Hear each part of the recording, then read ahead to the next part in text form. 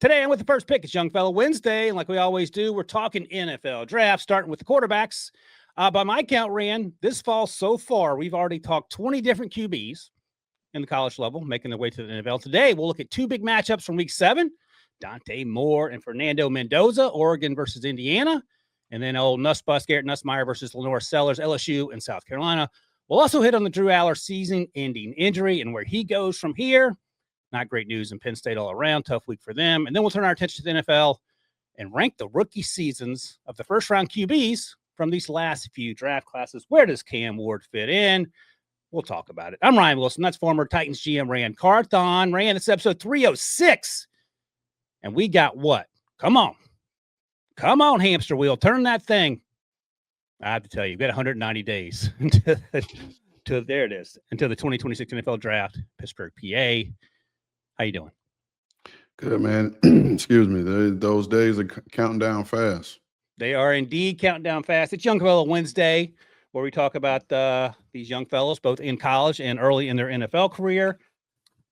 We're going to start out there in Eugene, Oregon, where Fernando Mendoza was not a stranger to playing in that stadium against Oregon because he did it several times against Cal. The result, I didn't go back and check. I'm pretty sure he didn't beat Oregon as a member of the Cal Bears. He did beat them as a member of the Indiana Hoosiers, and it was a decisive beating. And, you know, you texted me a little bit about what you saw from him when you went back and watched. Is he the best quarterback in this class as we sit here? I'm going to say, yeah, for me personally. Obviously it's him, right? And the way he plays, the way he approaches the game. But this offense, man, this offense was fun to watch. I went down a rabbit hole watching this offense last night, between watching him and Elijah Sarratt. And this is a really, if you are a young college offensive player, skill position, and you're looking to make it to the next level, which is the NFL, like this, you should consider going to Indiana or wherever their head coach is going to be. To play in that offense, because, man, it's a really, really, really good offense. So the great thing about Mendoza, starting with the fact that he's a South Florida kid, you didn't bring that up, so you feeling okay? You didn't mention that off the top. I mean, that goes without saying. It said he's 6'5" unofficially. He looks the part, has a big arm, throws with anticipation, throws on time. He is not frazzled in the pocket. He was under duress at times against that Oregon team that has some dudes up front that are going to get drafted, have some dudes in the back end that are going to get drafted.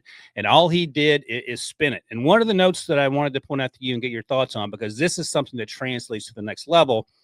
I wrote, he can throw from a muddy pocket without setting his feet, doesn't get rattled, even when playing deep in his own in passing situations. So when the defense knows it's got you pinned and you have to make a play, all Fernando does is make a play.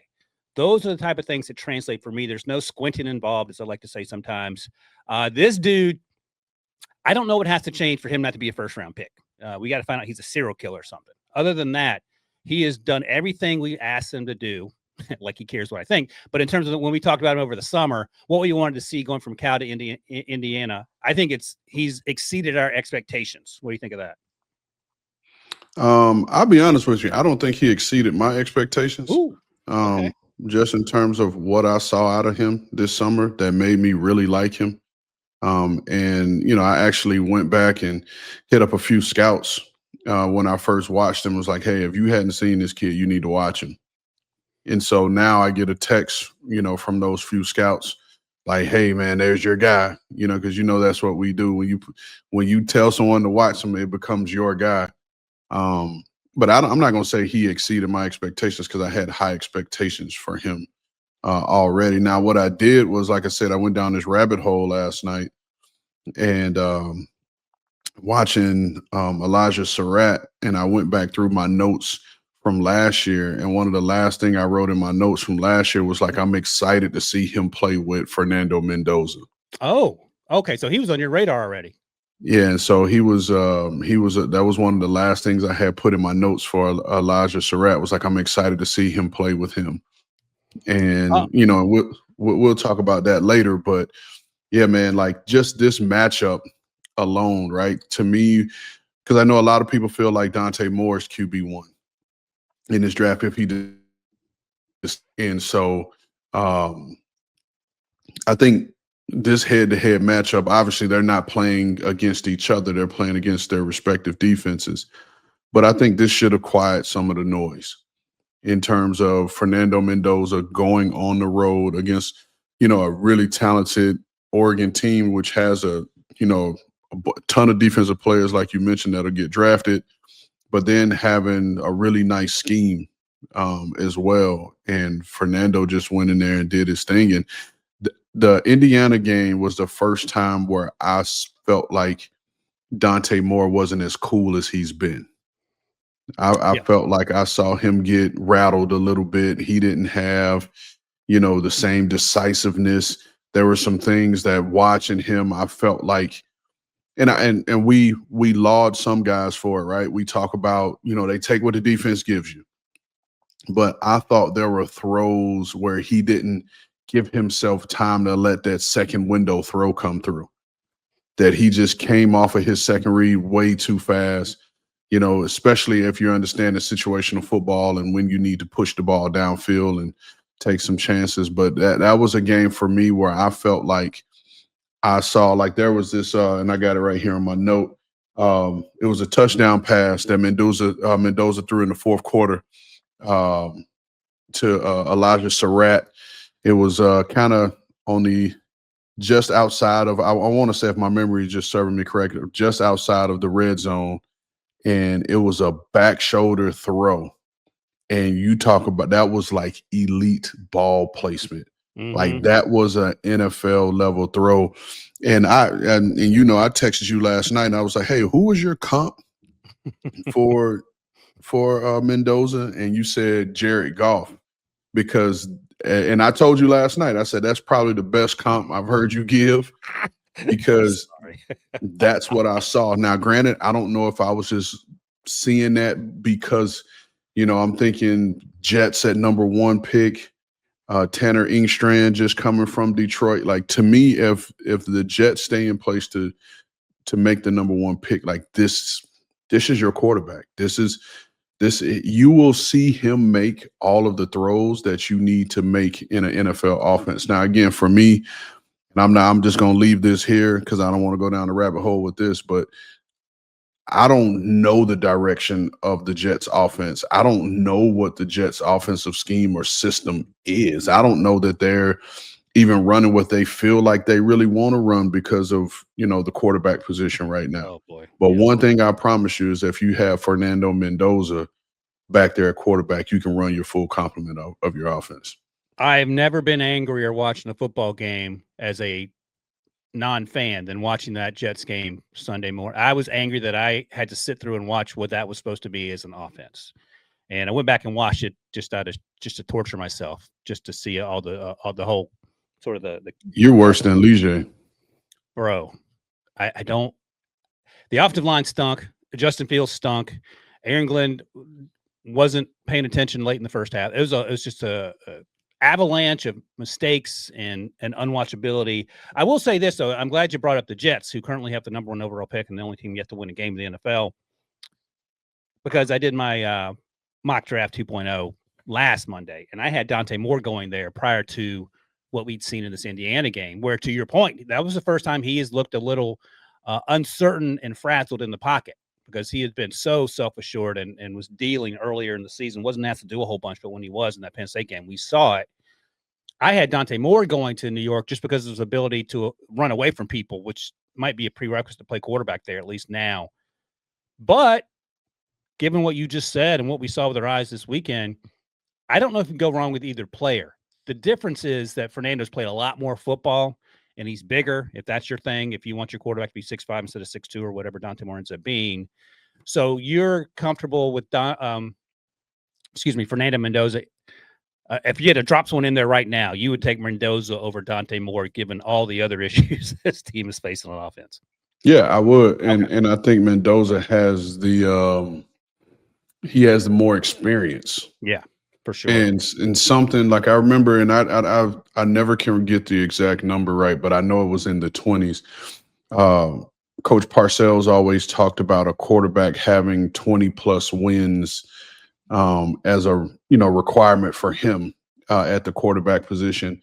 And then I heard Drew Brees say something yesterday that just I never put it to this terms and never thought about it this way, but it makes complete sense in terms of you don't know what and this is what Drew Brees' thought was, and his theory is that you don't know what a quarterback is until they've had 50 starts. Yeah. And so when you think about it, and the way he broke it down was, you talk about some of these quarterbacks that are coming out now that may have only had 17 college starts. Well, that still leaves you 33 NFL starts before we can know who you are, right? Which is just under 2 seasons. So essentially taking you into a young quarterback, taking you into their 3rd season as the starting quarterback before you truly know what they are. And that makes total sense. And I'd be interested to go back and see, all right, how many starts did Baker have? How many starts did Sam Darnold have? All these guys we're seeing these resurrections. So there you go.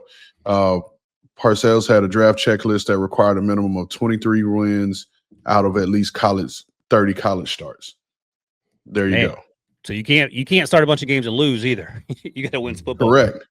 Which we'll get to, our next matchup, because I was just rabbit holing all night last night and had to force myself to walk out of my office and go in the bedroom and read a book to get my mind off of it. But yeah, man, like I said, for me, it's Mendoza, QB1. I don't think anybody's going to unseat him at this point, and better than anybody how much I enjoyed watching Mateer play football. Yeah. And it was more so the style. And we talked about it here on the show, that he's going to have to go to an offense that's going to be specifically tailored to what he does, because you're going to have to live and die with the hero ball, which we saw the other night. He had 3 interceptions. Now, I don't remember how all those interceptions occurred, but that's what you got to live with. Yeah. So Oklahoma's John Mateer, who we've talked a lot about, probably came back too early from the hand injury. You appreciate the toughness, and it was the Red River rivalry with Texas and the quarterback we can't talk about on the other side there. It just looked like he was pressing, and I'm not going to hold it against him. I want to see how John Mateer progresses in terms of getting healthy and bouncing back from a bad game. I also want to see how Dante Moore bounces back from a bad game, because as you talked about, he looked a little uneasy in the pocket, and I think he was I thought that Indiana did a great job pre-snap and post-snap defensively confusing him, and he looked confused at times with some of the mistakes he made and some of the throws he did make he probably shouldn't have made. So my biggest takeaway from what Dante Moore put on tape against Indiana was this: how do you bounce back? Because remember, Caleb threw those 3 interceptions against Notre Dame in the first half of that game a couple years ago, and everyone's like, oh boy, Caleb stinks. I thought he played better in the second half of that game, and maybe that required some squinting on my part. Dante Moore didn't have a great game, and it got worse as the game went on when he was pressing and the offense was pressing. But I want to see what he does going forward. I'm not concerned about him, but to your larger point, we know what Mendoza can do because he's played a bunch of ball. Dante has not. Correct. All right, there you go. Short and sweet. All right, let's take it to the Squinter Bowl. Let's call it that. Garrett Nussmeier versus LaNorris Sellers. Let's start with LaNorris. We've talked a little bit about Nussbus early in the season and LaNorris as well. But when I talk to scouts, I'm interested in your thoughts. They cannot quit LaNorris Sellers. And I think you and I have talked about this, that the traits is what you fall in love with. But at the end of the day, if you're getting married, it ain't just a honeymoon. Like you got to sort of figure this thing out in terms of the relationship for the next 10 years if you're an NFL quarterback and the team drafting an NFL quarterback. LaNorris Sellers, by all accounts, is a great young man. He is probably the best running back in the SEC, and I say that with the utmost respect. He can make big-time throws. He's not going to throw on time. He's going to have to be an offense where he sees guys open and then throws it, and you have to be able to live with some of the things we saw from Justin Fields over the weekend, which is holding the ball because he doesn't see what he wants, and then he's got to run. So, all that said, and I don't have him as a first-round pick. I hope he goes back to school. I know some teams like him in the first round. All that said, where are you on LaNorris? Who, just so in the spirit of openness here, in the game they lost at LSU, they lost 20-10. He was 15-31 for 124, no touchdowns, 1 interception, and ran for 74 yards, which again is no surprise given who he is. I'm not in on the LaNorris Sellers train. I love, like you said, you love who the young man is, and you love that part of the makeup, and the physical tools are off the charts. But we are talking about playing the quarterback position, and watching this game last night. It was well, first of all, first snap of the game, he's under center, he fumbles the ball. Right, Not great. first offensive thing. So, and everyone, that used to be more of a talking point back in the day, just in terms of, this guy doesn't play under center. And so, but that's kind of cool, because so much an NFL game now is playing, from the gun. But anyway, like, for me, just watching him play the quarterback position, and this isn't all his fault, because I don't think the offensive structure at South Carolina um, allows him to really play the quarterback position. Is just for him to be an athlete and run around. And so for me, I just don't see an NFL quarterback in terms of now. And I know everyone's going to want to say, well, what about Lamar, and what about Josh Allen, and all these things? Like, Lamar to came from a me, passing offense with Bobby Petrino.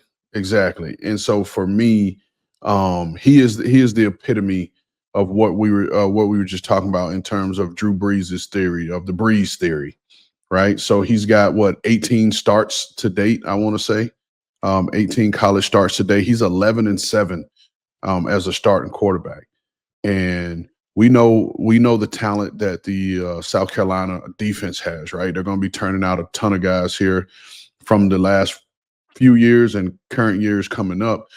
But I was actually talking to my neighbor about it this morning. We were just talking college football after we got the kids off to school. And again, this is a bias of mine, I know this, but I call it the Cam Newton theory, right? When Cam was at Auburn, other than Auburn fans, I challenge anybody to name me three off the top of your head. Don't use AI, don't use Google. Off the top of your head, name me three players that was on that Auburn offense that Cam played with, right? And so, to me, and I'm saying that to say, Cam lifted this team. Cam made Auburn better. And they won their national championship because of Cam Newton. Point blank, period. There was no other quarterback. You could have had Tim Tebow, who's one of the greatest college quarterbacks ever. You could have put any one of those guys on that team, and they would not have played to that level that Cam Newton had that team play, right? That's right. And so I say that to say, South Carolina doesn't win games because of LaNorris Sellers. And he hadn't lifted that program to the next level because of his immense talent. Same thing with Anthony Richardson when he was at Florida. They won games because Anthony Richardson played well, but the program wasn't lifted to another level because of the quarterback player, Anthony Richardson. And so I see a lot of the same thing in LaNorris Sellers. He is a tank to bring down. He is big. He is explosive. He is strong. His arm is out of this world. But I did not see high-level quarterback play. And we're talking about against an LSU defense, which is how an NFL defense looks in terms of the athletes on the field and the multiplicity of the scheme and different looks that you're going to get. And it just wasn't there. You mentioned the numbers. What was it, 50% completion percentage? Just under, yep, 15 to 31. And so that I'm not – I had him coming into the season as my 8th or 9th best quarterback in the draft class, and right now he's still hovering around the same level for me. Yeah, and again, this has nothing to do with anything other than what your eyeballs are telling you. Now, the follow-up is, does one team, or maybe more than one team, fall in love with him to take him top 32 should he come out? Yeah, that always happens. We talk about it on this show. There's always that one coach, that one personnel guy that says, oh, man, I can get it out of him. And therein lies the reason why I don't refer to players as busts, right? Because if you watch the tape and you go back and you watch the tape, there will be something in the tape that shows you or should have given you pause. But we fall in love with traits, and then we overdraft a guy, and then we try to absolve ourselves from from any responsibility of the player. So then the player gets labeled a bust because they didn't live up to the hype that someone else put on them. So it's funny you say that. Now, you've said that before. That's not original, but I was reading something in The Athletic by Zach Kiefer, and he talked to a bunch of people, Peyton Manning, a bunch of Drew Brees, all the quarterbacks you'd expect him to talk to, all the OGs, but also talked to Kevin O'Connell, who was a third-round pick and didn't work out as an NFL quarterback. And Kevin O'Connell has had some interesting things to say about developing quarterbacks in the NFL. He told Rich Eisen last year, I believe organizations fail young quarterbacks before young quarterbacks fail organizations, essentially. And that's what you're saying. Like, you're setting these kids up to fail. That's like, hey, Ran, you like flying paper airplanes? Here, go get in this jumbo jet and fly it. And then when it goes into the side of the mountain, they blame you for not landing it properly. He wasn't ready. He didn't study enough. Right. See, and here's the other part for LaNorris Sellers too. I think whatever organization drafts him, because he's going to get drafted. Yeah. Whatever organization drafts him, like, you're getting a ball of clay. Like, he's not ready to come in and start in an NFL game. And so you're getting a player right now that is doing things at the college level because he's physically gifted. Right. I don't think the South Carolina system and structure around him is built for him to transition right into playing NFL quarterback right now. And I'm not saying that it should be. South Carolina's job is to win college football games. It's not to have whoever's taking him, ready for him to, take over their program. And so whoever gets him, he's not going to be ready to play year one and possibly year two. Hence why you're saying he should go back. And I understand why you're saying he should go back, but I don't know that anything is changing if he goes back. Yeah, no, that's right. I don't know if it makes, and I'm just speculating. I'm not telling LaNorris or anyone else on planet Earth what to do, but does it make sense to go to a system where you'll be in a more of an NFL pro-style offense? Carson Beck, Cam Ward obviously have helped themselves by their decision to go to the U, for example. The other thing I was going to ask you as you were making that point, and this, Anthony Richardson was played as a rookie, and in retrospect probably shouldn't have, but you draft someone top 5, they're going to play. I would argue, not knowing Shane Steichen at all, but just what my eyeballs tell me, he's much more comfortable and happier to have Daniel Jones because at least he knows what Daniel Jones will do. So my question to you is, if you draft LaNorris Sellers and the owner wants LaNorris Sellers, is anyone saying to the owner, so listen, that's great that you love this young man. We have to have a plan beyond throwing our hands up in the air when we start 0-4 and putting him out there to fail. Is there a system in place? Will he get enough reps if he's the backup for a year? Is there a world in which he can be Phillip Rivers or Aaron Rodgers and sit on the bench for 1 or 2 or 3 seasons, or Jordan Love most recently, which is super rare to do? Or is it just like, well, we drafted him. We've said we're going to be drafting another quarterback in 3 years because we're not going to do right by this young man? Well, yeah, there will be somebody that will tell the owner, hey, I'm not so sold. But at the end of the day, in the words of Jed York, owners don't fire themselves. And so it's the owner's team. And whether you agree or disagree, if they say they want something done, then it gets done. Now, The next thing is like you said, just in terms of how long are they going to be patient before, they want to see their new toy. I mean, case in point, the Giants here recently. It was no Russell Wilson's our quarterback. We're going to bring Jackson Dart along. And then it was like, nope, F it. Let's put Jackson Dart in there. So it's, can you, a guy like Andy Reid, who has the security of an Andy Reid, and you have the starting quarterback of an Alex Smith. Yeah, for sure. Like, you can afford to sit Patrick Mahomes. If you're the Green Bay Packers, you have Aaron Rodgers, a Hall of Famer, a first ballot Hall of Famer. You can sit Jordan Love for 3 years. If you're the Green Bay Packers and you have first ballot Hall of Famer Brett Favre, you can sit Aaron Rodgers for 3 years. And just the level of stability of that organization leads to that. Typically, if you're a team and you're taking a LaNorris Sellers, and I'm imagining if they take him high, which is why we would even be having this conversation about how soon is it going to be before he plays. Like, you don't have that stability because you're picking that high. Exactly.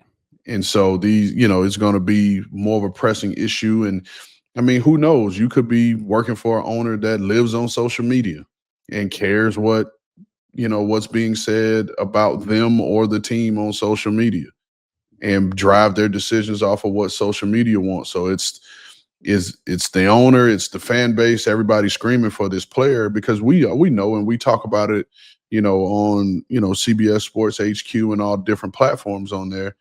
Everyone loves the backup quarterback until the backup quarterback has to play. Until they don't. And so that's just what the name of the game is.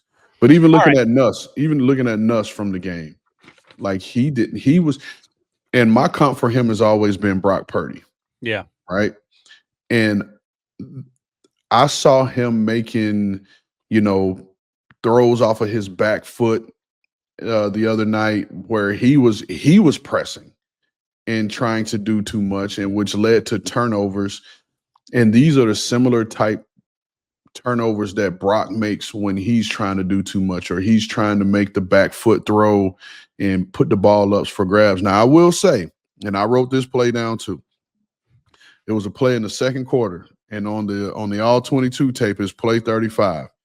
It was a 2nd and 10, and he squeezed the ball between two defenders where he threw it. And I was like, I just closed my eyes. I was like, I can't believe he just threw this ball. Like he is really trying to do too much, and he is really pressing. The one to the sideline? Yes. Yes, sir. In some kind of way, he got the ball between two defenders, three defenders, depending on how you're looking at it. And I was like, yeah, that's why I'm over here. And I'd never played the quarterback position. It's funny you mentioned that. Go ahead. No. That was it. Yeah, because I wrote that note down. He rolled to his right, threw a 30-yard laser to the sidelines on a scramble drill, comeback hole shot right on his wide receiver's face. Not a lot of people can make that throw was the final thing I wrote down. But you got to live with all the other stuff because my larger note was this. He has to minimize unforced errors. His first interception came from lazy footwork on just an intermediate end breaker. His second was a poor red zone decision to throw a slant with two safeties sitting in the middle of the field. And that's the stuff that you don't want to live with, that you should be able to get away from someone who's played so much football, who's the son of a coach and Doug Nussmeier. And I don't know how. Have you seen a player, quarterback in particular, have that coached out of him? You want to live on the edge. You don't want to go over the edge and hurt your football team. You want to see those lasers to the sideline that we talked about. You don't want to see stupid mistakes that a high school quarterback won't make if he just holds onto the football. No, you can temper it, but it's going to always come back, right? Because once that guy builds that confidence and they start playing well, then they're going to be a little bit more. They're going to take more chances, and then you had that come back. He also had that turnover in the red zone that probably could have put them up ahead in a good made it a 2-score game, I believe, and it was a RPO look. Where at minimum you want to come out of that with points, right? You don't want to take those points off the board. And then it was an RPO look, and he tried to squeeze that. I think it was a slant, and he tried to squeeze that in there, and the guy just undercut it. The defender from the backside just undercut it, and then now you took points off the board, right? In a read that you didn't have to make. That was just being greedy. And I'm not gonna say he was trying to pad his stats. I don't take him to be that type of young man, but he was just being greedy. Yeah, I'm sure Brian Kelly went from tomato red to fire engine red after that play because it feels like part of what he does is to see how angry he can make Brian Kelly, the LSU head coach. Okay, so Garrett's 6 foot and change. He's under 6'2", 6'1" officially. Are you taking him in the first round? I think he still goes in the first round. Let me ask you this: as someone who worked with Sean McVay, how does he fit in that system? They have 2 first-round picks. They take him in the bottom of the first round. Let's say Matthew Stafford only plays another year or retires. Who knows?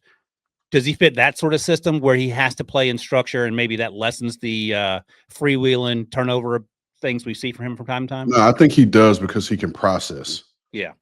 Right. He can process and he can make quick decisions, and, he's fairly accurate. So I think from that standpoint, he fits in the system. Now, I don't know how Sean feels about this because Sean's 5. Let's just say on the nice side, we'll give Sean 5'9", 5'10" in terms of height.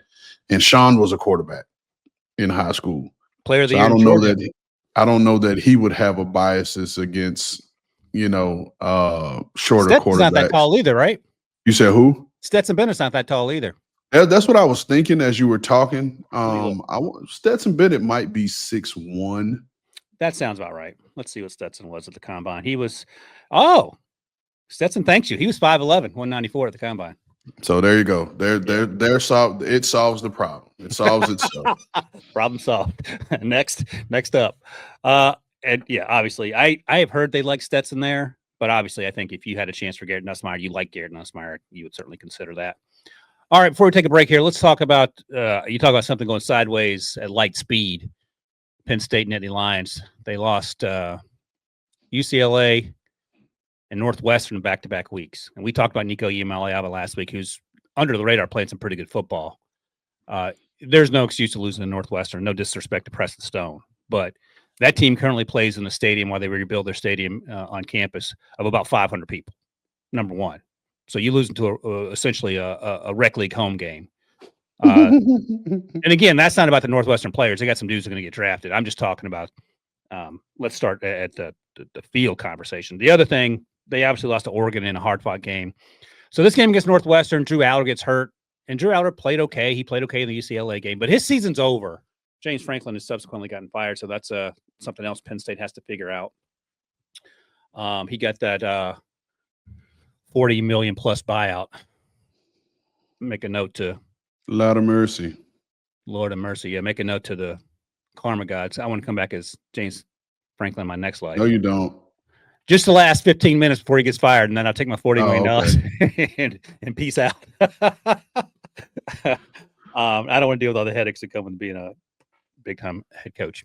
But Drew Allar suffers the injury, and let me find what the AD said, because I think this is important when we talk about Drew Allar, because just like LaNorris Sellers, Drew Allar's just basically just barely past being a teenager.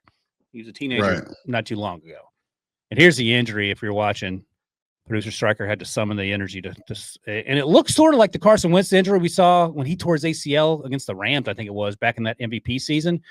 They haven't yet said what it is. Maybe it's an ankle. It's unclear, but his season's over. James Franklin made that known. It looks like ankle because when they were just carting him off, his I think it was his left foot his shoe was off. Okay. Yeah, and he's limping, being helped off the field. Yeah, his left foot, his shoe is off. Yeah, and already looks swollen a little bit. I'm not a doctor. But here's what Penn State AD Pat Kraft said a couple days ago after they have since moved on from Franklin and they knew that Drew was going to be done for the season. He's a hell of a young man. He puts up with a lot of crap, and I get it, NIL era. He's still a kid. There's not a negative word that comes up when I think of Drew. I apologize, but you got to understand these kids work so hard and they love Penn State so much, and I get to see them in a different way than you do. I get to see them as, like I said, my children, end quote from Pat Kraft. And sometimes I think that's important to remember because we are talking about human beings and human beings who are developmentally 18 to 22. And if you're a young man and as someone, Rand, who has both girls and boys as children, you probably know, like I do, who have two boys, that boys are pretty dumb until about age 30. Girls are pretty smart. They put it together pretty quickly. My larger point is that I feel terrible for Drew Allar. He hasn't had the season he wanted to have. I don't think he goes in the first round. All that said, he is a human being with feelings, and having to deal with this setback, I'm sure, is incredibly frustrating for him. But if you're Drew Allar and your season's over after 7 weeks and everything else is out of your control now, like I don't think you're coming back to school. I don't even know if you can. What are you doing for the next 190 days? I'd be interested to has he graduated already? Right. And if he has, then I'm dropping school and I'm going to focus on myself and finding a place to, whether he needs surgery or not, I'm starting my rehab process. So when it's time for, and hopefully, knock on wood, it's not one of those injuries where it's going to be months and maybe it's a 6 to 8 week type of deal. And I'm going to focus on myself. If he's set to graduate in December, then I will graduate and finish that part of it. But then for the rest of it, I'm focusing on myself is what I would do. Now that may sound selfish, and I'm very far from being a selfish person, but I think when you Well, if you're this guy, and I know you want to play for your brothers and everybody else and be there to support those guys, but at some point you have to step back and do what's best for you and make a decision for you. And at this point, I think that's where he should be. If he was my son, and like I said, if he's graduated, then hey son, like let's drop school, let's get you healthy, let's get you in the best place physically and mentally. So when it's time for you to, go to the Senior Bowl or wherever the case may be, like you're ready for these things and you can start focusing on yourself. If you haven't graduated, hey son, let's finish this semester strong and we'll rehab. We'll find you a facility somewhere nearby where you can rehab, you can finish school, you can graduate, and then we'll roll into December ready to go. I mean January ready to go. Yeah. He's originally from Medina, Ohio. He is a senior. He came in 2022 as a true freshman. So I don't know what the rules are in terms of extra year eligibility and all other stuff. I don't think that's going to be a conversation he's having anyway. But just so everyone's on the same page, he came in 2022 to Penn State, and this is his senior season. He came back last year. And what is now, look, man, maybe he has regrets, but you don't have a time machine, so you can't do anything about not coming out last year in what was a weak draft class. I don't think he's a first-round pick, but again, I don't think LaNorris Sellers is either based on the tape. That doesn't mean he's not going to go in the first round. Right. He's going to interview great. I get all the other stuff, but I think at the end of the day, your larger point, he's got to get healthy. I also don't know the NIL rules if you quit school early, what that means. But again, that's not what we do here. All right, so we'll keep an eye on Drew Allar, see how he progresses. Let's take a quick break here. When we come back, we're going to look at some of our favorite non-quarterbacks from the college football weekend that was, and we'll do it right after this break. Only CBS Sports can bring you big time during the heart of Saturday afternoons. It's big time. It's big time. It's big time. It's big time. On CBS and streaming on Paramount Plus. All right, let's go back to this Oregon game. And I'm not going to say anything because I don't want to cloud your opinion one way or the other. I want to get your thoughts on defensive tackle for the Oregon Ducks. Amari Washington, unofficially 6'3", 330 pounds, plays anywhere from 0 to 3 techniques. Sometimes they'll move them out to 4-eye. I'll leave it there, and I will give you my notes in the back end because I want to get Ran Carthon's unvarnished opinion. Although, as I say this, Rick used to always say, I don't care what you think. Say whatever you want to say. You ain't going to affect me. I was thinking it, but all right, I'm like, when have I told you that if I disagreed that if I didn't say it, you know what and I mean? How arrogant is it of me to assume that I sway you one way or another? You want me to go then? You want me to go ahead or you want to go? No, I got it. We're going to follow your format. There we go. So let me start by saying this. Even as a junior, I think he would be one of the top 5 at his position if he came out. Right. I mean, like you said, you mentioned 6'3", 330. I think for a man to be 330 pounds with the quickness, the twitch, and the short area burst that he plays with is like super duper impressive. Now, I will say his lack of height does show because I think at times he buries his face into the block. And for a guy that's 6'3", his length to me on tape looked like he had good length. I just want to see him play with that length more to separate from blocks because he has the ability to create knockback. He's got violence in his hands. He's stout at the point of attack, hard to move. And you mentioned just the positional versatility. Like he can play, depending on your system, he can play nose, he can play D tackle, whatever the case, may be. But man, this dude's got some stuff in his body in terms of the athleticism. It was a play in the Indiana game where he felt the screen and then jumped out and actually tried to play the screen and jump. I think he might even tip the ball. They had to get it over his head. And then even him as a pass rusher, like he's still learning how to pass rush. I don't think his numbers show it, but he's more of a disruptor because his favorite thing is to work to an edge and then power through the edge to squeeze and condense the pocket. Those are just little things for a young guy. You want to see him be able to work that edge and then flip his hips and be able to, like I said, flip his hips, flatten, and then get to the quarterback. But I think he is a starting level defensive tackle in the league if he were to come out.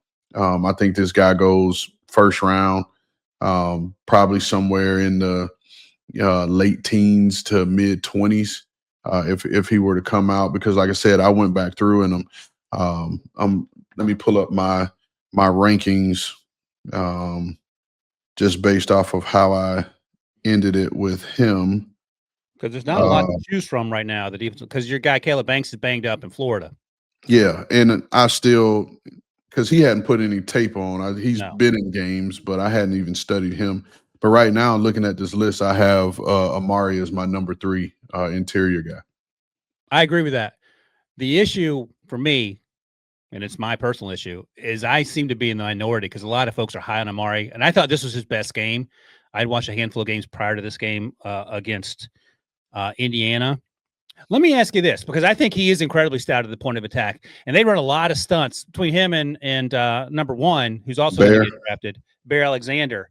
So they're stunting fools all the time, creating matchup problems that way and forcing the offensive line to make adjustments. How important is it, or is it not important at all, when your 3 technique up to your 0 technique stands up to double teams? You don't have to win double teams, but you don't want him getting pushed around either. So what's the line that you look for when you see a guy getting double teamed? For me personally, I look and see the first thing I look at, obviously you want to see if they're getting moved off the spot. Right. And then if they are getting moved off the spot, how far. So for me, when I look at where their feet are when they first engage the double team versus where it ends. And there's a difference, probably 1 to 2 yards, that you kind of want them to stay in that threshold, because you got to think about it, man. That's, in most cases, that's 600 pounds leaning on you. At least, right. And so, but then the second thing I look at is, can they tie up 2, right? Tie up 2 and keep the linebacker clean at the second level. Now, a lot of times what ends up happening, if you don't recognize it this way, if the linebacker is guessing wrong, then he's going to make the D tackle look bad.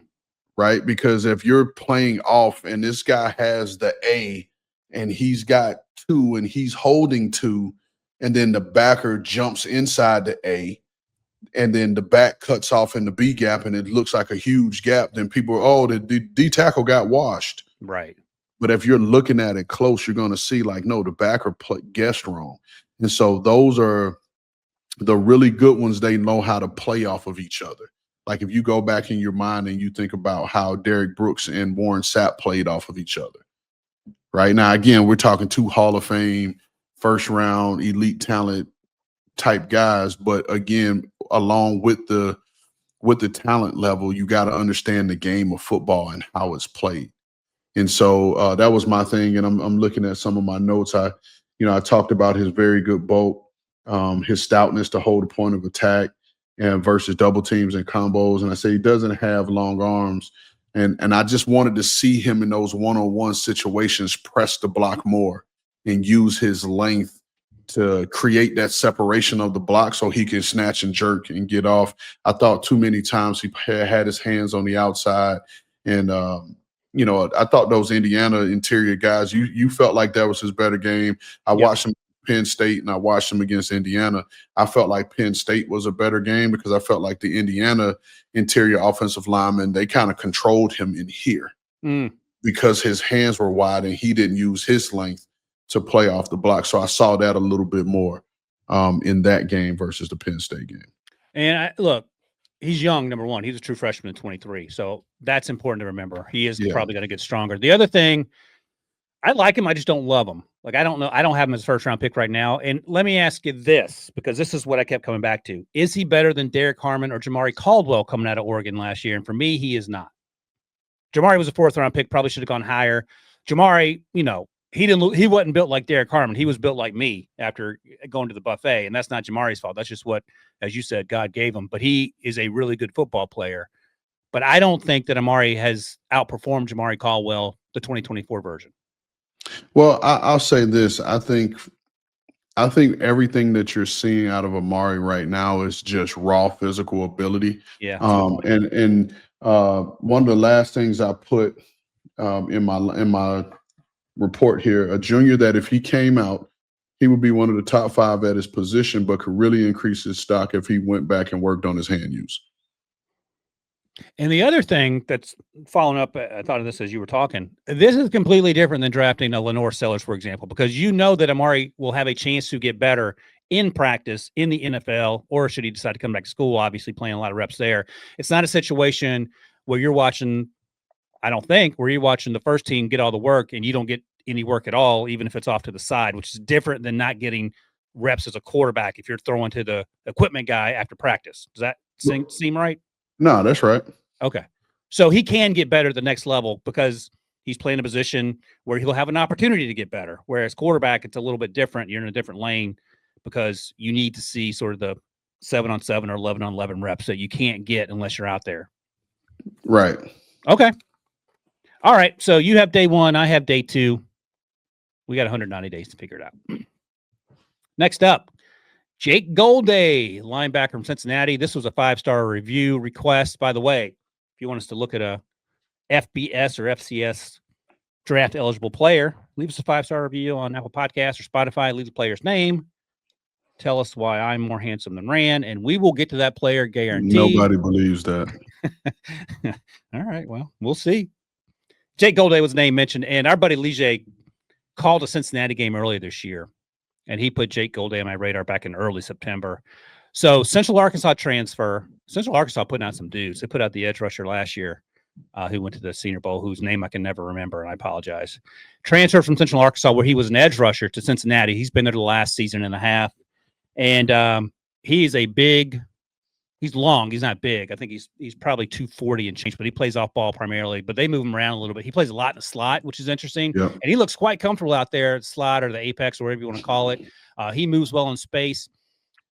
I'm going to start here. I think he's a top 50 player. I love the way he plays. He plays with a lot of instincts. He flows to the ball. He gets off blocks. He's a wrap-up tackler. He's good in space, all those things. He's not as good an athlete for me as Drew Sanders, who was a 3rd-round pick of the Broncos a few years ago, who transferred from Alabama, where he was an edge rusher, and went to Arkansas. And he's not as good an athlete as Peyton Wilson, who moved all over the place at NC State, ended up going in the 3rd round because of the 2 ACLs and the 2 shoulders. He's not far behind, though, and I think if you're looking for an off-ball linebacker, and tell me what you think of this, a lot of times these off-ball linebackers that go the first 2 rounds, you're betting on traits, and sometimes they just don't see it. I think with Jake Golday, you're getting the best of both worlds, even if he's not a high-end Peyton Wilson, Drew Sanders type athlete. Yeah, I'll say this. And he grew on me the more I watched him. I don't see a top 50 pick. Okay. I think he's more early day 3. Okay.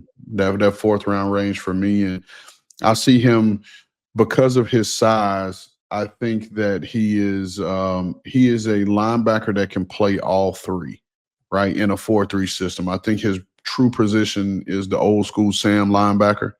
But I think he can play Mike. I think he can play Will. You like his size. You like his length. You mentioned him not being a top flight athlete. I think the first thing you notice that when he has to change direction, like it takes him a little second. He's got buildups to do. Now, once he gets going, he can run. But yeah. You see the stiffness and the tightness in his movements. I agree with you. I think he is instinctive. I think he sees it. I think he pulls the trigger when he sees it. I just don't see an overly violent guy just in terms of block destruction. Because I think he's 6'4" and some change possibly. Verified 6'4", 237. Yeah, and so he's high in his take on, which I think gets him hung up on blocks of offensive linemen. But like I mentioned, if he sees it, he's going to trigger. He's going to shoot the gap. And you talk about I saw him, I think it was the Iowa State game. He had a big hit over the middle in the low red zone. But otherwise, he is just a wrap and get the guy on the ground tackler. I think in coverage, he's functional. He's obviously better in zone than he is in man. I think in zone, he does a good job of in terms of using his height and his length to kind of restrict throwing windows. I saw him make 2 plays on the ball where he saw it. He was able to put his foot in the ground, close, and get a pass breakup. But I think from a man coverage, I think he would really struggle because of his tightness against those Alfred Blue, change of pace type running backs that got wiggle at the top, because I think they'll beat him on the initial move and be able to pull away because of his hip tightness. He would be better mirror and matching against tight ends, certain tight ends, and being able to carry them vertically. And then the other thing for me too is I thought he would be a good core 4 performer on special teams. On punt team, he could play guard or tackle. Punt return, you could put him as one of your interior guys. Kickoff, he'll play, probably your 3, your L3 or R3 on kickoff. And so I liked him. I thought he was just a really good backup player that if you, I said a 4th linebacker, that if he had to start for you in those spots, like you would be okay. But I think you would always be looking for better. Yeah. Shout out, first of all, to Alfred Blue. I haven't heard Alfred's name in a while. I think you meant Jaden Blue, but I'm always good here to talk about Alfred Blue. Well, yeah, I meant Jaden Blue, but I know you love Alfred you some Blue. Jaden. Alfred Blue was a good player in his point too. That's right. He's 34. I had to look him up real quick. I said, man, I haven't heard Alfred in a moment. I went to LSU, and he played in the league certainly for a little bit. But to your larger point, and I'm glad you said what you said, because it's important to have the voices of reason on this podcast sometimes, because I've been accused of falling in love with every single player. And that is no different here. David Walker, by the way, was the Central Arkansas player who got drafted last year. He played outside. He was a bowling ball of a man. But your guy, Danny Stetson, was a 4th-round pick. I'm guessing you would take Danny over Golday, it sounds like. Yeah, and the reason why is, now from an athlete standpoint, they're very similar athletes, and you see the stiffness. But I thought with Stutzman, you saw him in terms of block destruction and being able to stack and shed those blocks of offensive linemen, of tight ends or fullbacks or whatever the case may be. And I think with this guy, you're kind of, again, he's high in his, and these are all things that he can be taught and learn, but he was high in his pad level. You saw every bit of 6'4" when he was taking on blocks of offensive linemen. Yeah. Right. And again, just the hip stiffness, especially in space. Like that's in the NFL game has evolved, unless you're, playing the Shanahan type system, which is predominantly played between the numbers. So much of the NFL game now is becoming playing in space. And those guys get exploited the more they have to play in space. I know I've asked you this, but I'm going to ask you again. Why, because you were there, why was Fred Warner a 3rd-round pick? Well, Fred Warner was a 3rd-round pick because he was primarily, like we were talking about with this guy, he primarily played in the slot like a big nickel. He was 6'3", 236 at the combine too, by the way. Fred was coming out. Yeah, so he was a big nickel. You never really saw him play in the box. And so for you to project him, I think most teams probably projected him to play wheelbacker just because you were taking him from playing over the slot to moving him in the box. And, I always give D'Amico Ryans and Robert Saleh credit for seeing him as a Mike linebacker. And, that was their vision, and they had that vision of playing him in there. And so that he was Fred Warner. I think people liked the player, but he was more of a projection as to how he was going to be able to play in the box, because you never saw it. You never saw him have to read the triangle, just from an instinctive standpoint, play in the run game and fit blocks. Yeah, fit the A gap, fit the B gap, take on blocks of offensive linemen. You never got a chance to see that. By the way, I don't know if Golday will do this based on the tape. I don't think so, but Fred's 3-cone time was 6'9", and that's moving for someone that tells you he can laterally do what you want him to do if you're trying to make him move inside. I don't think Golday's going to do that. Okay. All right. Love it. Next up, let's go back to San Diego, Oregon game. Elijah Sarratt. And he's not going to outrun people down the field, but that's not his game. He's a big body. I don't want to call him possession receiver, but the back shoulder touchdown throw you talked about, he's got a lot of that on tape, and he's incredibly reliable.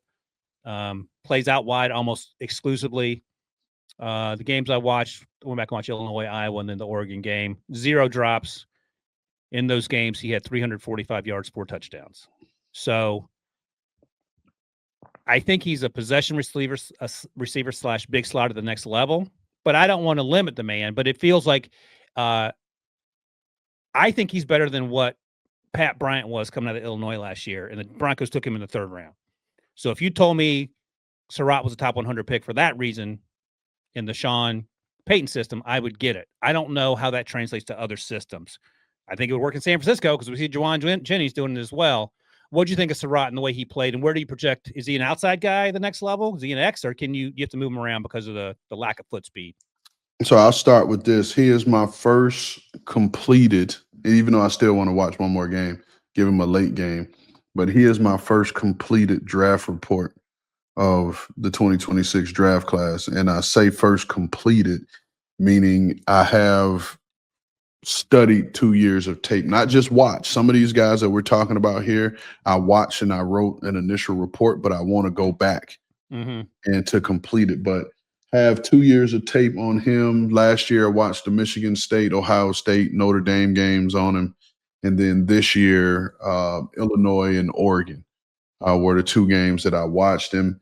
And again, like I mentioned earlier, my last line in my report from last year was excited to see him play with Fernando Mendoza and his deadly accuracy and ball placement.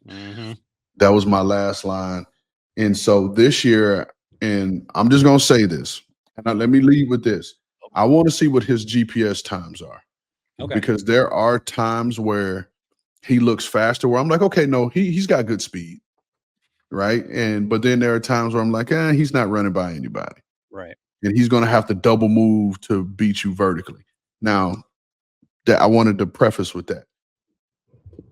And I'm going to read exactly, and I'm going to read here so I can look here and not have to see your face as I say this. Right. That's smart. I said, my comp may be recency bias. Okay. But he reminds me of Emeka Egbuka.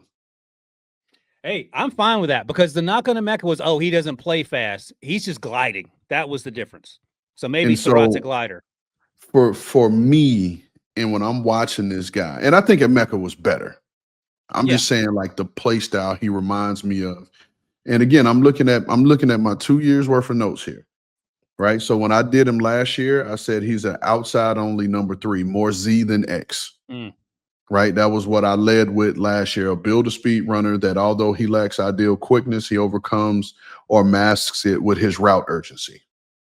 That was the first 2 lines that I wrote from my last year's report. Right. So now the second line I wrote in here was what stands out now is his ability to maintain the same pad level through the course of the route. And to me, that's where he creates separation. Because you can watch some receivers, they're running, and then right before they enter the break, their pads come up. And so now the smart DBs are like, okay, he's breaking down. But this guy keeps his shoulders at the same, and that's why that helps him because he's with whatever speed he has, and I think he's going to run in the 4.5s. Yeah. Right. But he's pressing you with that speed, and which now forces the DB to have to open their hips just in case he tries to run by you. And so now he's able to keep your hips open, and then boom, he snaps down, and then he has a quarterback that's deadly accurate, that's anticipatory, and the ball's coming out. So now he's able to catch, pluck, get it away, and he has strength running after the catch. So all those things kind of help him in terms of him creating separation. But this guy's just a really good football player.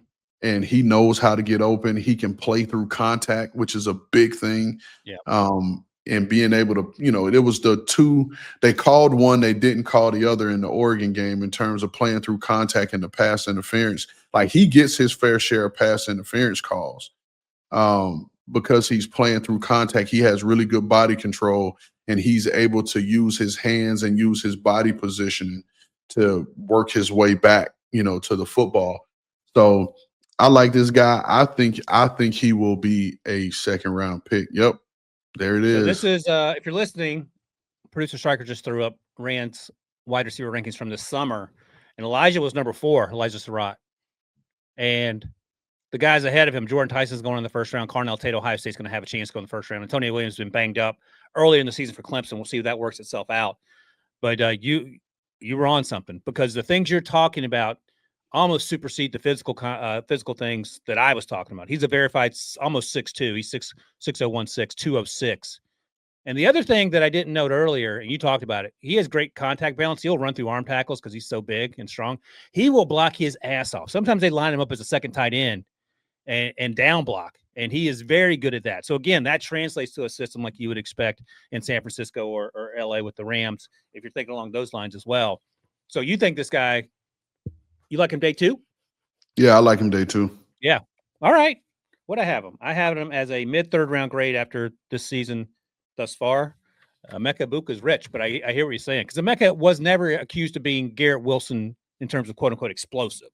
Like, he was just a really solid football player who I think a lot of people slept on. And Tampa Bay talked about him as a top 10 pick. If they had to take him there, they would have done it. And he's been great. He's got this hamstring now, but he was leading the team in receptions and playing like one of the best receivers in the NFL. But your other point is, if you get the quarterback right, you can help out a lot of people around you in terms of getting their profile up there as well. And This guy will be a productive pro. Yeah, I agree. He'll be a productive pro because if you think about it, and like you were saying, nobody accused Emeka Egbuka of being, a burner or blazer. Same thing they said about Jackson Smith and Jigba. Got the quarterback right there too in Seattle.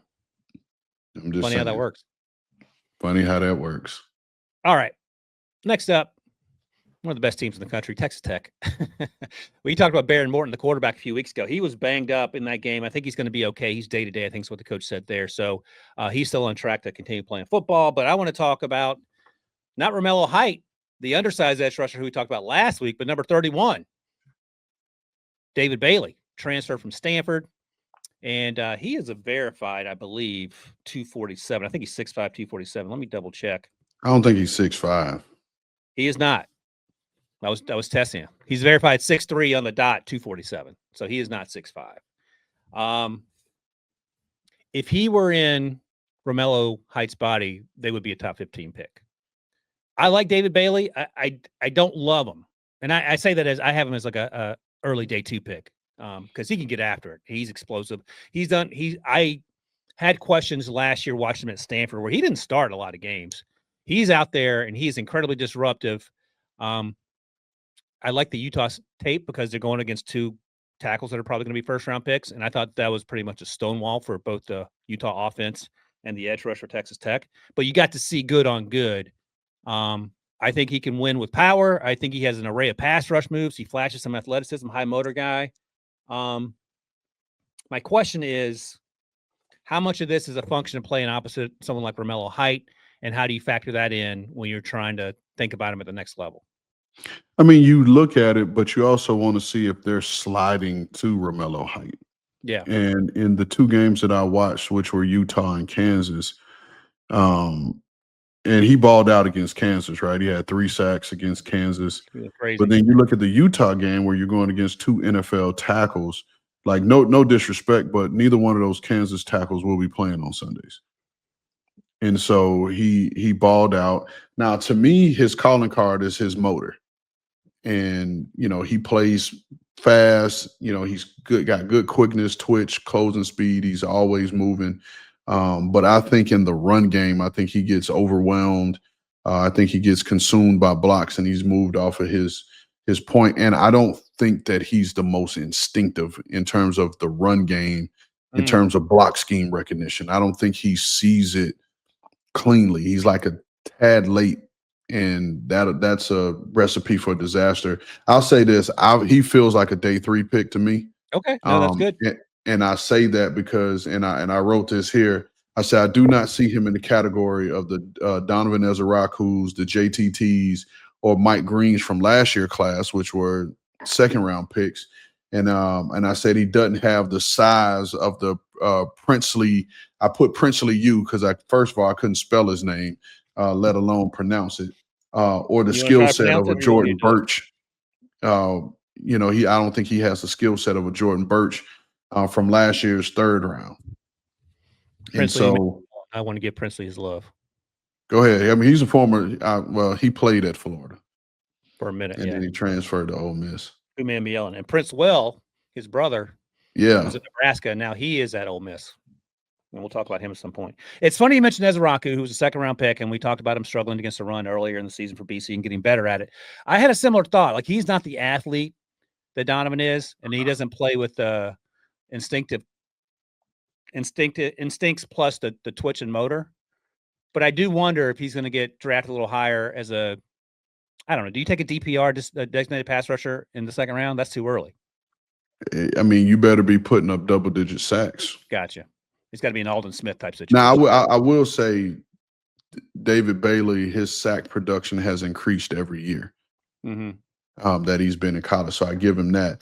But here's why I said, for me, I was going back and forth between, in my way of seeing it, a low purple, right? Purple is like a backup. Yeah. Or a high orange, and orange is more of like a developmental. And so that's where I was going back and forth. But I say I'm erring on the side of my gut at this point. So I gave him the high orange. And I said the final decision will come down to his sack tape and the quality of the offensive tackles he's beat. So at some point, I will go back and look at all 20-something sacks that he's had, to date, and see the level of those tackles that he played against. Because like I said, again, no disrespect to the Kansas tackles, but he dominated, which is what he was supposed to do in that game. But he beat, he had, I think, 2 sacks against the left tackle, 1 against the right tackle. And in my opinion, those are guys that won't be playing on Sundays. So let's say you have a 4th-round pick, and both Romello Height and David Bailey are there, and you're looking for a designated pass rusher. Who are you taking? I need to study Romello Height a little bit more before I can give you that. Because he's sub 230, but he is juiced up, and he doesn't play like he's he plays closer to 247 in terms but of honestly, if I'm, right now, based off that, I would take Romello Height. I think I would too. But we'll see. Got 190 days. All right, one more before we take a break here. Got to go to the Lord's position. Damon Claiborne, I wanted to get him on here. He wasn't on my radar, but I like to look through guys who had big weeks. And Damon had a big week. He's had a big season, actually. So I'm looking here. He ran for 153 against Oregon State on Saturday. 2 weeks prior to that, he ran for 125. 2 weeks prior to that, he went from 193. Now, that was against Western Carolina, but Georgia Tech was 125. I think he has elite speed. He's a former 100-meter guy. He is 5'10", 195. So that's not outside the realm of average for a running back. Patient one cut and go guy. I think he plays with good vision, low pad level. He also is an asset in the pass game. Now, he's not out there running routes outside or anything. He's not Jahmyr Gibbs, but he can be a check down for your quarterback, sure-handed, and can make plays, move the ball forward 4 or 5 yards at a time if you need him as a check down. Undersized back who runs between the tackles, has a nose for the end zone in big moments, and he will run through arm tackles at the second level. I don't know. He's probably going to be a day 3 guy because the running back class hasn't really differentiated itself. And when you see Jeremiah Love, and we've talked about him, and then you see guys like Bijan Robinson do what he did against the Bills, you're reminded of what a first-round running back looks like. And just because this guy is number 3 on your running backs list doesn't mean he has to be a top 50 pick. He could end up being day 3. But Damon Claiborne was fun. I wanted to get him on here. What did you think of him? So when I first started watching him, I said, why the hell did Ryan put this dude on this list? How dare you, sir? But because for a guy that's small, and you mentioned he's 195 pounds, I think his play style is rugged, right? Because he runs hard. And so there are times where I'm like, is this 195 correct? Because you see the physicality in which he runs. But off of that, through a clear eye, you also see he doesn't break many tackles, particularly between the tackles. But he is a slasher that has, good cut explosion, because you can see some of those lateral cuts that are explosive. And you mentioned the very good top end speed. Once he breaks out of there, you see him pulling away from guys in the secondary. I said everything he does feel urgent. It feels urgent with everything he does. But I also think that leads to him having a lack of body control, which you see him kind of get pinballed and pinged around. I didn't think his hands were the most natural, especially when he had to catch the ball away from his body. Yep. I saw probably and I watched the Georgia Tech and the Oregon State game. And I saw probably at least 3 drops at minimum in those games. But I say this. I think he'll be best fit in a zone system, right? An inside-outside zone system. Yep. And I was ready to crush him because of his size and his lack of body control, but I couldn't ignore the big plays that I saw. Go ahead. And here's what I'll say. And I agree with you. I see him as a day 3 pick, a 6th or 7th round pick. I said he kind of reminds me of Brashard Smith from last year. Oh, I love Brashard. But I like Brashard more because I liked his versatility and his upside of being his first year playing running back. Right. But where I think this guy could help himself is I think he would be a really good kick returner, especially in the way today's game is played with the new dynamic kickoff. Yep. I think him being because he's so urgent and he's explosive and he runs rough and rugged. And you talked about him at times being able to run through some arm tackles when he builds up that momentum. I think he will be a good kick returner. So right now I have him as a 3rd or 4th running back for a team that would be your kickoff returner. You know, it's funny. Part of the reason, so I agree with what you said. He's a slow burn in the open field is when he's going to break some tackles in big moments. He didn't do a lot of it near the line of scrimmage, and you talked about that. And I did like him. I didn't love him, but I went back and checked, and his who was it? Like his NFS grade was like 3rd, 4th round. So I was like, all right, let me check him out this summer. And I don't think he's going to go in that range. But to your point, he could be a number 3 or number 4 running back. And I just want to give him some love because of the big games he has had this year. By the way, to your larger point, he's been targeted 24 times this year as a receiver, 4 drops. So, all right, you got that one right. All right, I tried to play up the Lord's position and Ran said nope. No, I keep it a buck. Thank you for keeping it 100. No, I do appreciate that because you got to keep me in check because, you know, I'll fall in love right quick. All right, let's take one more quick break here. When we come back, I'm going to rank some quarterbacks of the rookie class the last few years because I made the silly statement a week ago that Cam Ward should be number 2 behind C.J. Stroud, and then things in Tennessee didn't go great, and then I forgot about somebody named Jaden Daniels. But we'll sort through all that, and we'll do it official right after this. Critics agree Landman is a hit. We roll the dice one last time. Men die. Oil companies don't.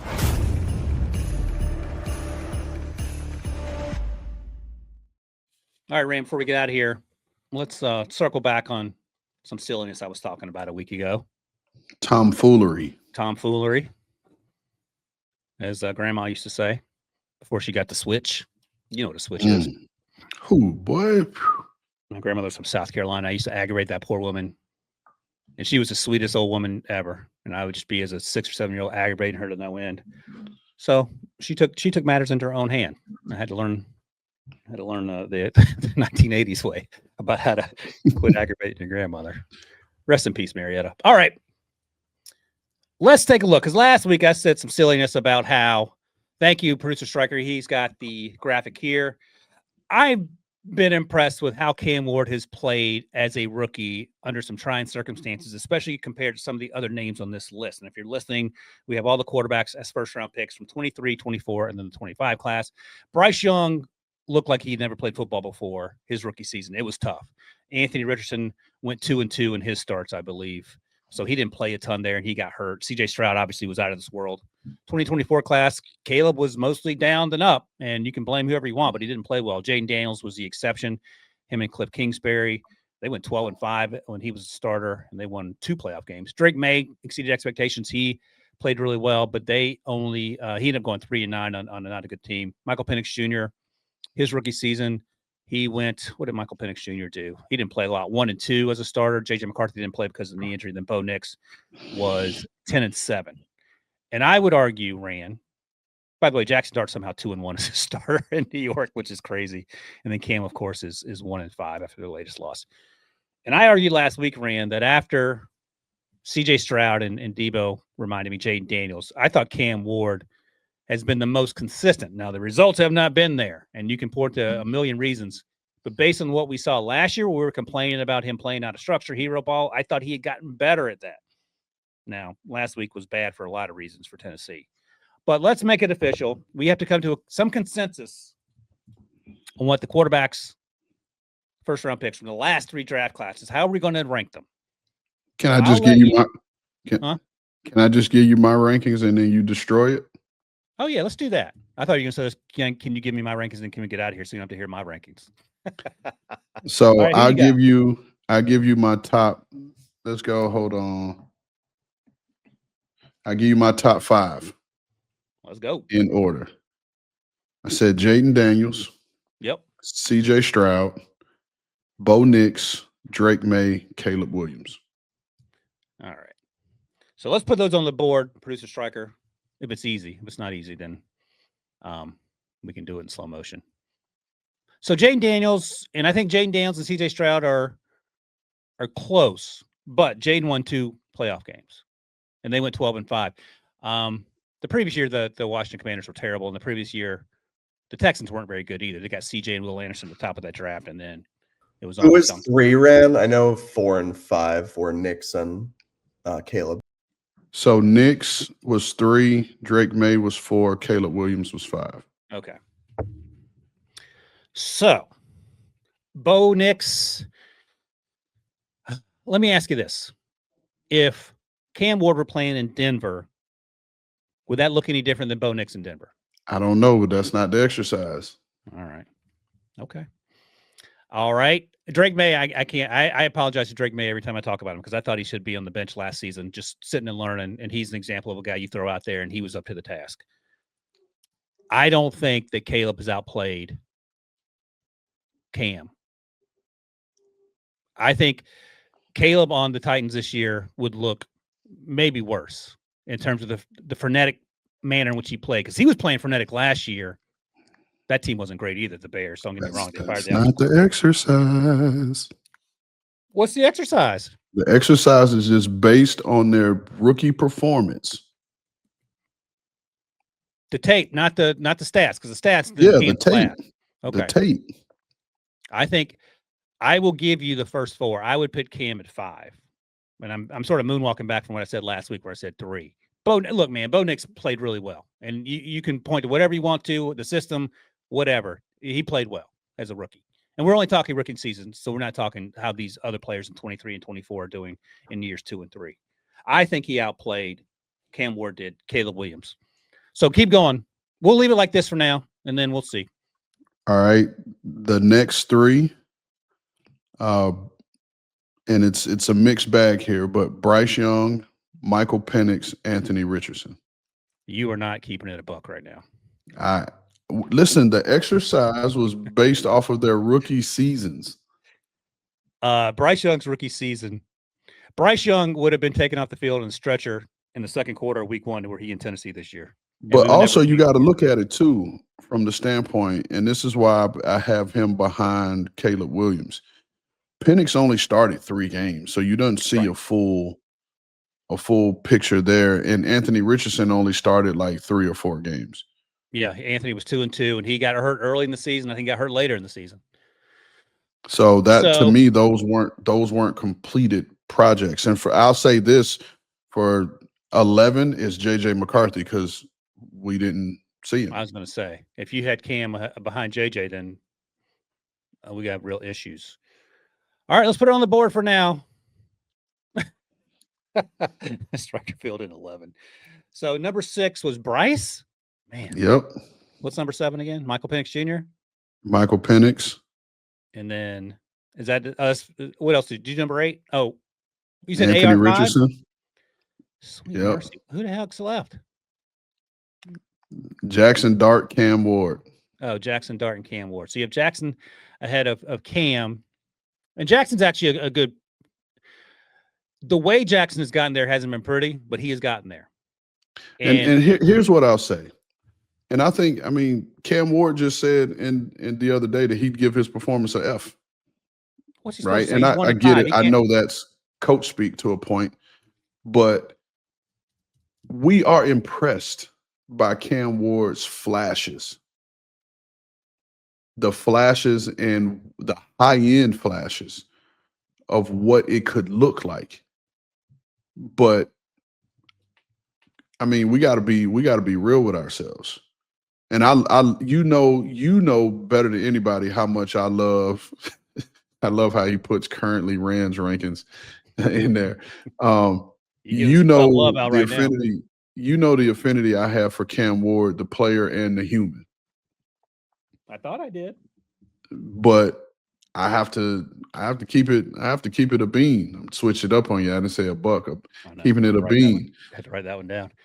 And all right, let's work. Let me start here, because now you can tear up the list however you want. That's just where I put it.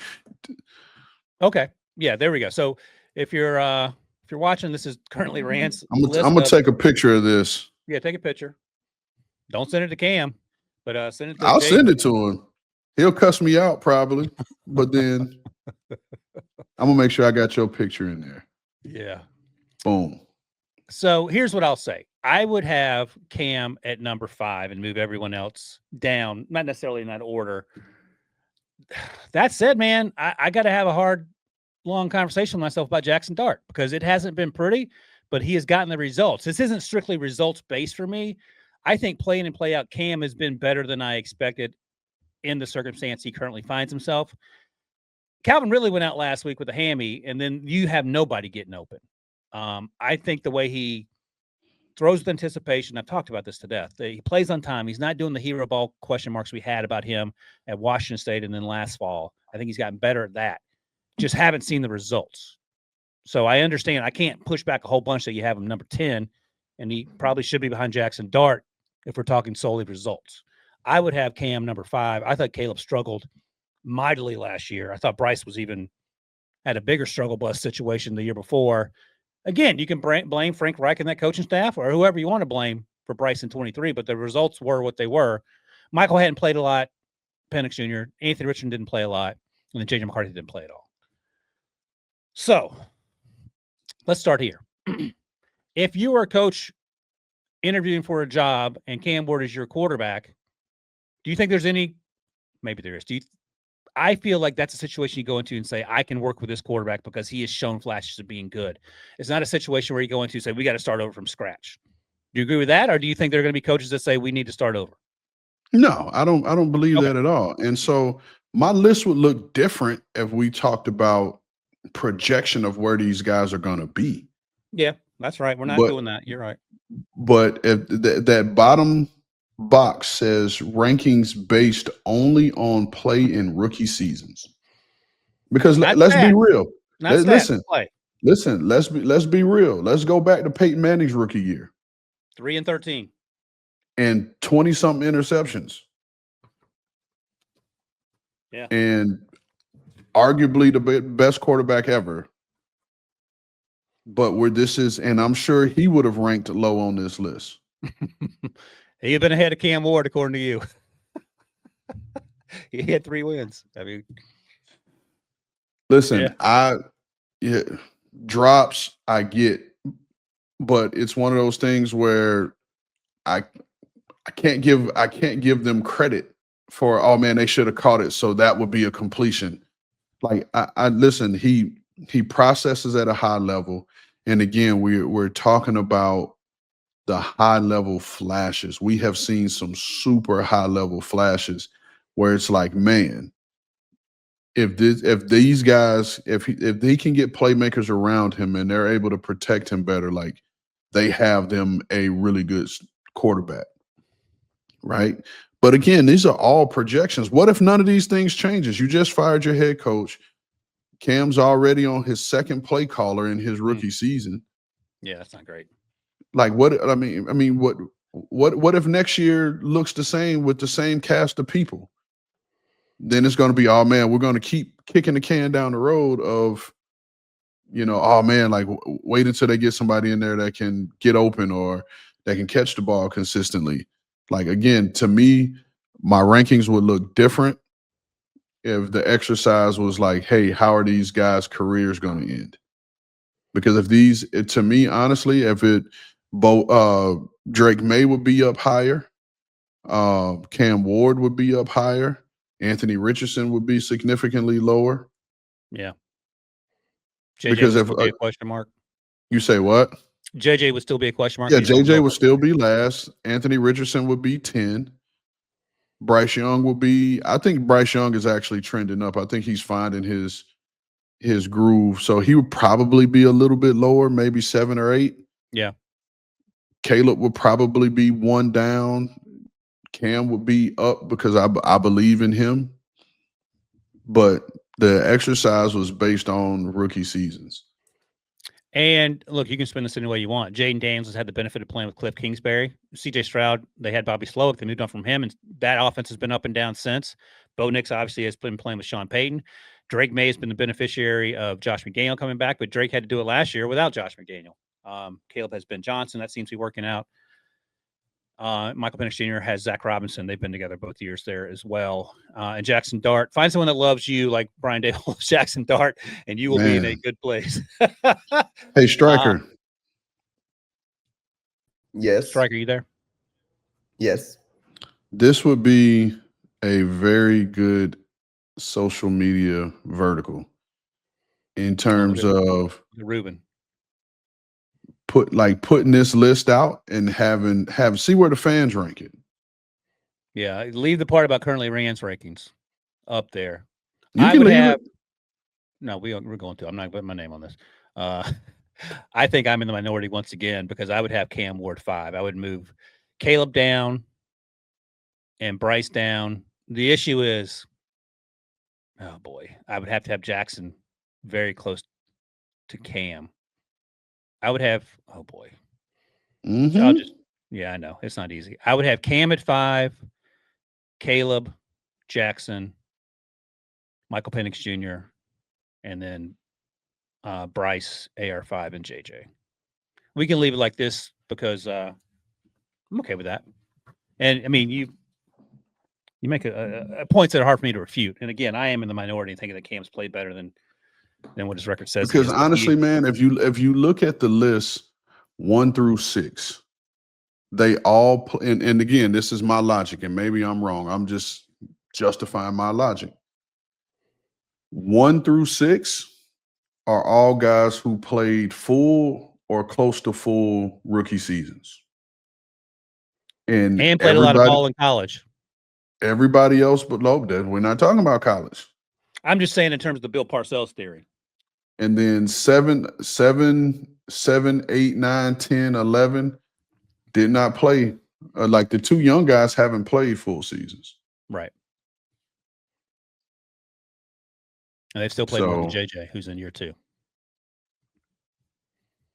All right. Well, I'm glad we did it instead of me just willy-nilly throwing out names last week. And got our names on record now. So we'll see. We'll revisit this list when Cam balls out, and you have to apologize to me and him together. I'm looking forward to that. Hey, in the words of Bill Parcells, since I've already quoted him once on the show, I reserve the right to change my mind. I thought you were going to say the other Bill Parcells-ism. You are what your record says you are. And, that too. This list is the living embodiment of that. All right, that was fun. Oh, didn't tell you, Rand. We'll be back tomorrow on Thursday to do a mock draft live on CBS Sports Network, which will also be in podcast form. So you can come back and check that out. Rand and I haven't done a podcast in a minute. Ran Carthon's keeping it a buck rankings. You see that? Look at that. Striker changed the rankings to keeping it a buck rankings. That is true. Keeping it a bean. But we'll be back tomorrow in real time. If you're on the podcast, just listen to the next episode, and we'll go through our first round, and we'll see which guys sneak in there. Prediction, Rand. We haven't done this yet. How many quarterbacks are going to go in round 1? Off the top of my head, on the mock draft? On the mock draft, yeah. I'll say 3. Okay. By the way, I just got a text from a scout. I sent him my list. Yeah, what do you say? And he said his only change would be he would put Anthony Richardson behind Cam Ward. Oh, okay. Well, thank you. We're moving Cam in the right direction, at least. One step at a time, one brick at a time. We're going to build this wall. All right. Thanks all you guys who watch and listen. We'll be back tomorrow for the old podcast. Leave us a 5-star review. In the meantime, thanks to Stryker for producing. Thanks to my guy Ran. Thanks to all you guys who watch, listen, and comment. And we will see you in the next one.